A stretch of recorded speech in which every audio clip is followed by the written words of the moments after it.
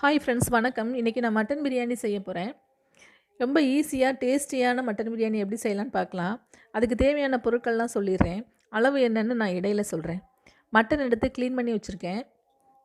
பெரிய வெங்காயம், தக்காளி, பச்சை மிளகாய், மல்லி, புதினா, லெமன், இஞ்சி பூண்டு பேஸ்ட், தயிர். ஃபஸ்ட்டு நம்ம மட்டனை வேக வச்சு எடுத்துக்கலாம்.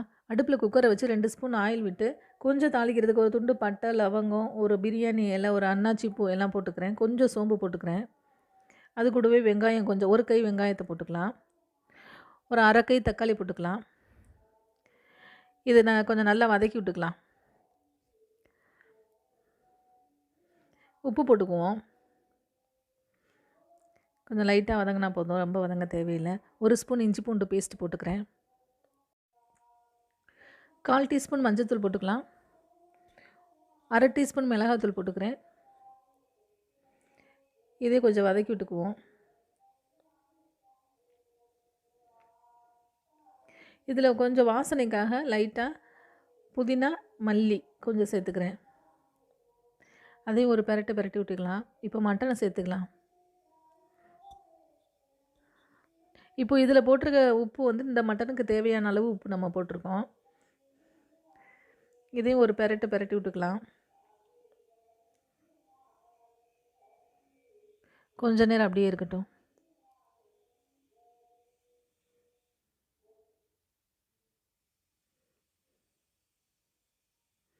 இப்போ நம்ம இந்த மட்டன் வேகிற அளவுக்கு தேவையான அளவு தண்ணி ஊற்றிக்கலாம்.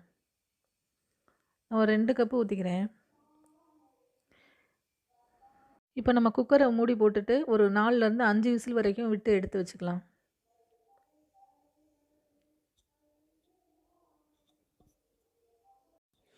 இப்போ பிரியாணி மசாலா நம்ம ரெடி பண்ணி எடுத்துக்கலாம். நீங்கள் பிரியாணி பண்ணும்போது எப்போயுமே ஃப்ரெஷ்ஷாக பண்ணி எடுத்துக்கோங்க. அப்போ தான் நல்ல வாசனையாக இருக்கும். 1 கிலோ அரிசிக்கு மசாலா பொருள் ஒவ்வொன்றும் 2 கிராம் வேணும். பட்டை 2 கிராம், லவங்கம் 2 கிராம், ஏலக்காய் 2 கிராம் எடுத்துக்கோங்க. அந்த ரேஷியோவில் தான் நான் இப்போ போட்டிருக்கேன். இது ஃபுல்லாக நல்லா பவுடர் ஃபார்மில் அரைச்சி எடுத்துக்கலாம். மசாலா ரெடி ஆயிடுச்சு. இப்போ நம்ம அடுப்பு பற்ற வச்சு பாத்திரத்தை வச்சுக்கலாம். 1 கிலோ அரிசிக்கு 200 ml ஆயில் விடணும். நான் இப்போ 2 கிலோ அரிசி செய்ய போகிறேன். அதனால நான் 400 ml ஆயில் விட்டுக்கிறேன். 800 கிராம் வெங்காயம் கட் பண்ணி வச்சுருக்கேன், பெரிய வெங்காயம். அதையும் நான் சேர்த்துக்கிறேன்.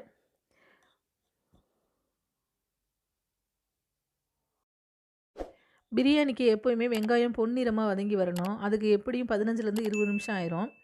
இப்போ நல்லா வதங்கிருச்சு. இதில் ஒரு 4 பிரிஞ்சி இலை சேர்த்துக்கிறேன். இப்போ நம்ம அரைச்சி வச்சுருக்க பிரியாணி மசாலாவை இதில் சேர்த்துடலாம்.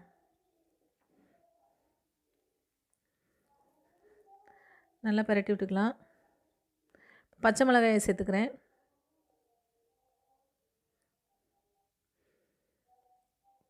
அரைக்கட்டு புதினா, அரைக்கட்டு மல்லி 2யும் இப்போ சேர்த்துக்கலாம்.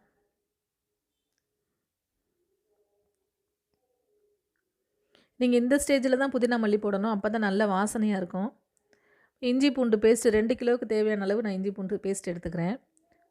1 கிலோவுக்கு 100 கிராம் இஞ்சி, 50 கிராம் பூண்டு, அதுதான் கணக்கு. இது ராஸ்மல் போகிற வரைக்கும் கொஞ்சம் வதக்கினதுக்கப்புறமா நம்ம தக்காளியை சேர்த்துக்கலாம்.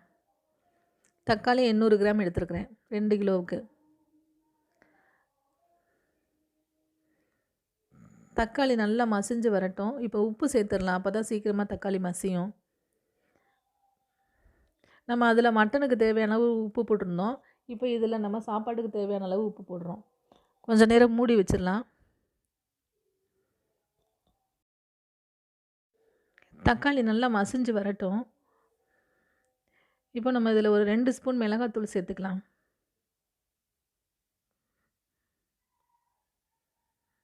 நம்ம இதில் கலர்லாம் சேர்க்கலை, அதனால் இந்த டைமில் நீங்கள் மிளகாத்தூள் சேர்த்துக்கோங்க. இதுவே கலர் கொடுக்கும். வெங்காயமும் நல்லா வதங்கிருச்சுன்னா அதுவும் சேர்ந்து உங்களுக்கு கலர் கொடுக்கும். நம்ம ஆர்டிஃபிஷியலாக கலர் எதுவும் சேர்க்க வேண்டாம். இப்போ தக்காளி நல்லா வதங்கிருச்சு. நல்லா எண்ணெய் பிரிஞ்சு வந்துருச்சு பாருங்கள். இப்போ நம்ம தயிர் சேர்த்துக்கலாம். கூடவே லெமன் பிழிஞ்சு வச்சுருக்கேன், அதையும் நான் இதில் சேர்த்துக்கிறேன்.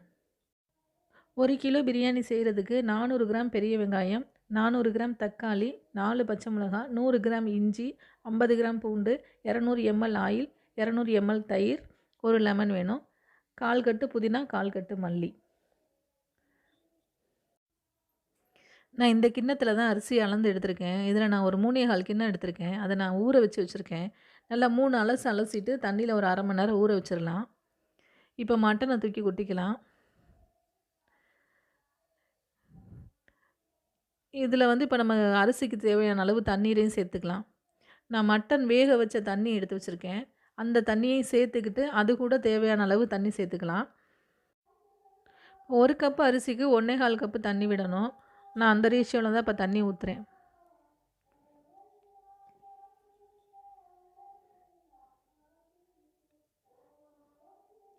தண்ணியை ஊற்றிட்டு இந்த ஸ்டேஜில் உப்பு இருக்கான்னு பார்த்துக்கங்க. பிரியாணிக்கு எப்போவுமே ஒரு கல்லு தூக்கலாக தான் போடணும். அப்போ தான் அது வெந்து வரும்போது கரெக்டாக இருக்கும். இப்போ மூடி வச்சிடலாம். நல்லா கொதி வரட்டும். கொதி வெந்துருச்சு. இப்போ நம்ம அரிசி இதில் சேர்த்துக்கலாம்.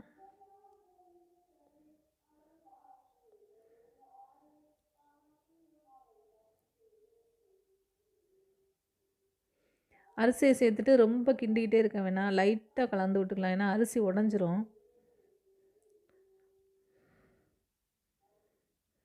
இப்போ அடுப்பை நல்லா ஸ்பீடாக வச்சுட்டு ஒரு 10 நிமிஷத்துக்கு மூடி போட்டு விட்டுறலாம்.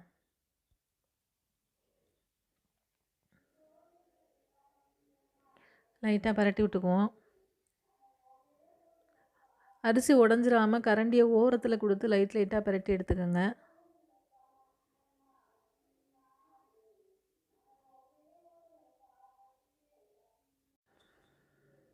இப்போ இந்த ஸ்டேஜில் அடுப்பு கொஞ்சம் சிம்மில் வச்சுக்கலாம். ஒரு 5 நிமிஷம் இப்படியே இருக்கட்டும். நல்லா தண்ணியெலாம் இஞ்சிருச்சு.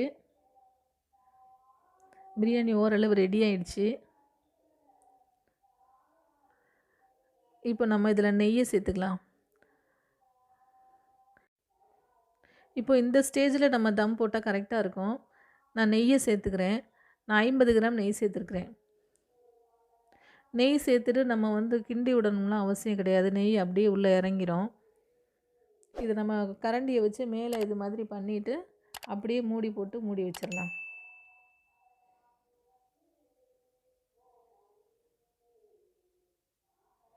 ஒரு தோசை தவாவை அடுப்பில் வச்சுக்கிறேன் தம் போடுறதுக்கு.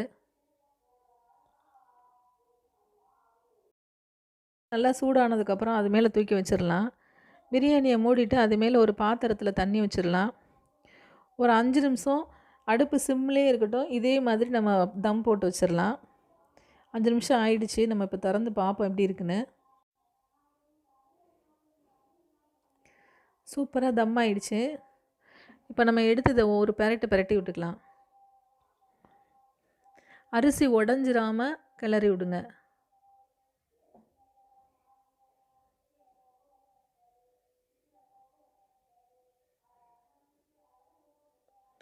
சூப்பராக வெந்துருச்சு. நல்லா உதிரி உதிரியாக இருக்குது பாருங்கள்.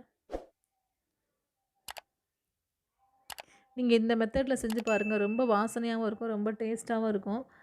சீக்கிரமாகவே செஞ்சிடலாம். ஈஸியான மெத்தடில் இருக்கும் இது. இப்போ நம்ம இதை மறுபடியும் மூடி போட்டு இன்னும் ஒரு 10 நிமிஷத்துக்கு அடுப்பு ஆஃப் பண்ணிவிட்டு இதே மாதிரி தம்மில் விட்டுடலாம். இப்போ சூப்பரான மட்டன் பிரியாணி ரெடி ஆயிடுச்சு. நீங்களும் வீட்டில் இது மாதிரி ட்ரை பண்ணி பாருங்கள். உண்மையிலேயே ரொம்ப டேஸ்ட்டாக இருக்கும். அப்படியே நம்ம சேனலையும் சப்ஸ்கிரைப் பண்ணுங்கள், லைக் பண்ணுங்கள், ஷேர் பண்ணுங்கள். பிரியாணி செஞ்சு சூடாக சாப்பிடும்போது ரொம்ப டேஸ்ட்டாக இருக்கும். அதையே வச்சுருந்து நைட்டு சாப்பிடும்போது இன்னும் அதை விட டேஸ்ட்டாக இருக்கும். நீங்களும் இது மாதிரி ட்ரை பண்ணி பாருங்கள். இன்றைக்கி நம்ம வீட்டில் மட்டன் பிரியாணி, மட்டன் எலும்பு போட்டு தாளிச்சா, சிக்கன் உப்பு கறி. இந்த உப்பு கறி ரொம்ப டேஸ்ட்டாக இருக்கும். நல்லா சுருக்குன்னு இருக்கும். இது கூடவே ஆனியன் ரைத்தா, எக்கு செஞ்சுருக்கேன். நீங்களும் வீட்டில் இது மாதிரி ட்ரை பண்ணி பாருங்கள். ட்ரை பண்ணி பார்த்துட்டு எப்படி இருக்குன்னு எனக்கு கமெண்ட் பண்ணுங்கள். நன்றி.